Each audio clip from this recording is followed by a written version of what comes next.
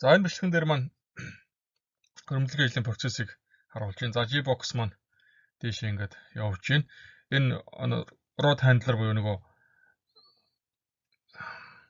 штанг баригч маань ингээд өөрөө штанга бариад ингээд G-box-нд харуулж хийдэг. За нэг наадал зогсож байгаа хүн наадлын юугаар удирдлагын самбараар ажиллаулж байгаа. Офсайдер буюу өргөн туслах ажилчин энийг хийдэг. За ингээд штанга байрлуулсан. Одоо дараагийн штанга авахд бэлдээд ингээд татаад ингээд авчдаг байж байгаа. Энэ дээр нэг юм жижигхэн одоо багшиг гэх юм гартай. Тэр гараа ингээд базаад өрхөө тэр нөхрөө хийгээд дараагийн өргөхөд бэлэн болдог гэсэн үг. За тэр хамгийн цааталт нэг ахаад нэг офсайдер буюу туслах ажилчин маань дээжийн циклон дээр зогсож байна. Эндээс нөгөө дээжмэн доошоогоо өрөмлөгийг явагдахад дээшээ маань дээжмэн гарч ирэх учраас ингэ тосч авна. За голдом нь өрмийн мастер буюу дреллер гэдэг. Дреллер маань зогсож байна. Энэ ягаад англиэр томьёог ингээ бүгдийг ингээд хэлээд байх зэрэг ер нь яхаа бас мэргэжлийн нэр томьёоны хувьд бас та бүхэн маань бас тодорхой хэмжээний мэдлэгтэй байвал зүгээр юм уу гэж бодож байгаа.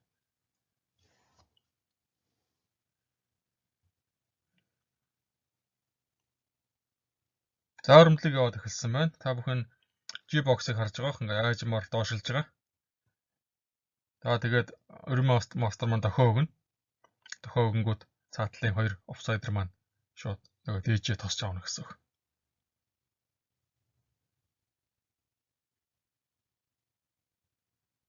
За ингээ саажилах юм бол маш алгуурнаар ингээ доошилж байгаа.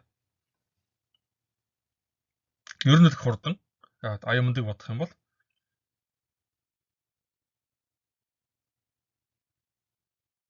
за нэг дээж гарсан байна. Цааш нь аваад явлаа. Тэгээ цаашаага нөгөө цааталтаа нэг газар дээрээ тавина шүү дээ.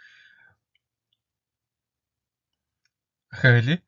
Нийт гарч байгаа дээжний 2-1 нь шууд газар дээр тавигдана. Ил задгаа ингээ асгана гэсэн төмпөнийг л асгачихна. 4-1 нь шууд уутанд дээжийн уутанд орно. Ахаад 4-1 нь шаардлагатай бол дубликат дээж авахд зориулагдана.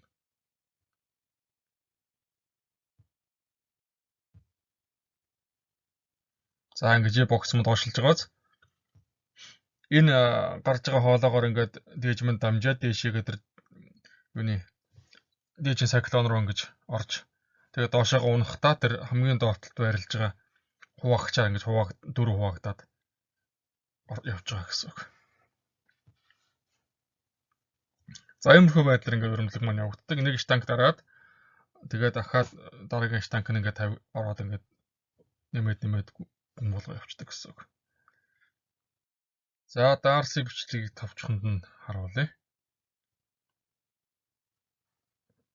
За геологч талбай руу яваад өрмөнд дээжүүд авчирна. Энийг яг энэ нэг шигшүүр манайхаар шигшүүр тийм ээ. Сив гэдэг.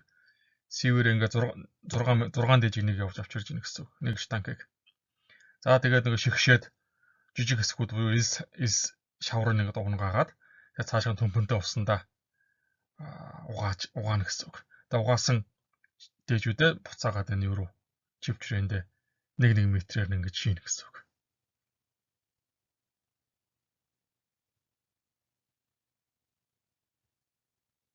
За энэ дээр л хуудах шаардлага байхгүй. Дорн шигшээд угаагаад зүгээр ингээ хоолны алба гоож. Хоолны албаар утгаад ингээд юугээ хийчихнэ. Чивчрээрүүгээ хийчихнэ. За нэг геологчийн өмссөн хувц хэрэгслээ та бүхэн анзаарж байгаа бах. Энэ нөгөө станц байх хэвээр. Уурхай сайт ер нь инвентарь юу болж ийн мэдээлэлтэй байх хэвээр. За тэгээ чихний бөглөөс нөгөө чихвчин чихний бөглөөстэй байна. За тэгээ нэг агаар шүүгч зориултын нэг маск, даст маск байх, тоосны масктай байна. За тэгээ мэдээж каск, нүдний шил, бэли гэх мэтлэн аюулгүй байдлаа маш сайн хангаж ажиллах ёстой. Арс өрөмдлөг маань маш их чимээтэй, маш их тоосчлолтой юм байдаг. За тэгээд халуун байвал мэдээж ингээд усаа сайн ууж хэрэглэх ёстой гэх мэтлэн. За ингээд шигшээд угаагаад дуусчлаа. За хоёр ус хэргэлдэг хүмүүс байдаг. Эхний усаа угаагаад дараагийн ус нь цэвэр усанд дахид зайлаад бүр цэвэрхэн болгоод. Яг тэр ямар төрлийн дээж угааж байгаагаас хамаарна л да, чулуулаг дээр ажиллаж байгаагаас хамаарна. Нэлээд шаварлаг тийм ил сайрахтай хурц дээр өрнөдсөн бол 2 дахин дамжиж угаавал зүгээр байдаг.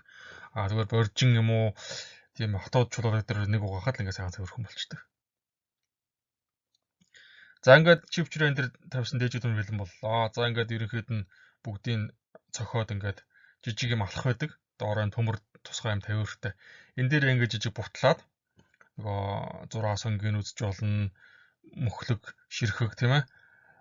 Тэгээд өнг бүгдийг анзаараад ажиглаад энэ чивчрийнхээ таган дээр яг ингээд бичлэх зүгээр гэдэг. Ягаад гэхээр лог бичих үедээ мартан сан ямсал гардаг учраас энэ тэмдэглэлээ ингээд ашиглаж явуучих юм бол зүгээр лифтлогийн нэр, за өмнө эрдэс агуулж байгаа эрдэсийн нэр, эрдэсийн процент буюу хувийн нэг тэмдэглэлээ явуучих юм бол сүүлд нь лог бичихэд их амар байдаг. За ингээд бичиж дуусчихсан бол зориултын одоо Excel програм юм уу эсвэл тусгай лог бичдэг програм дээр ингээд лого бичнэ. Нэг их ингээд нуршаад өгүүлбэр бичээд их зүйл байхгүй. Ягаад гэхээр бүгдийг кодлцсон байгаа. Шууд кодоо тавиал хурд явчихна.